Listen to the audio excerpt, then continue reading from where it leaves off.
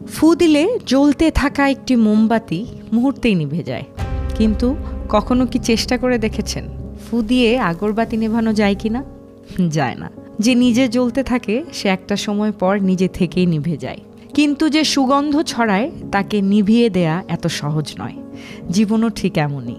যারা আলো ছড়ায়, যারা অন্যকে পথ দেখায়, তাদের আলো কখনো নেভে না, বরং তারা নিজেদের আলোয় অন্যদের আলোকিত করে। তাই এমন একজন মানুষ হয়ে উঠুন যার কারণে কারো জীবনে নতুন আলো জ্বলে।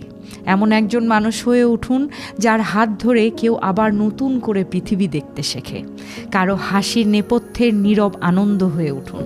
এমন শক্তি হয়ে উঠুন যেন কোনো বাধা সেই অনাবিল হাসি কেড়ে নিতে না পারে। পারলে বিশ্বস্ত কাঁধ হয়ে উঠুন, যে কাঁধে মাথা রাখলে নিমিষেই কারো ক্লান্তি দূর হয়ে যায়। এরকম একজন মানুষ হয়ে উঠুন।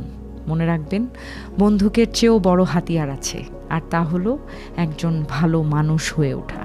আর এই হাতিয়ার যার হাতে থাকে, পৃথিবী তার কাছেই নিরাপদ ও সুন্দর।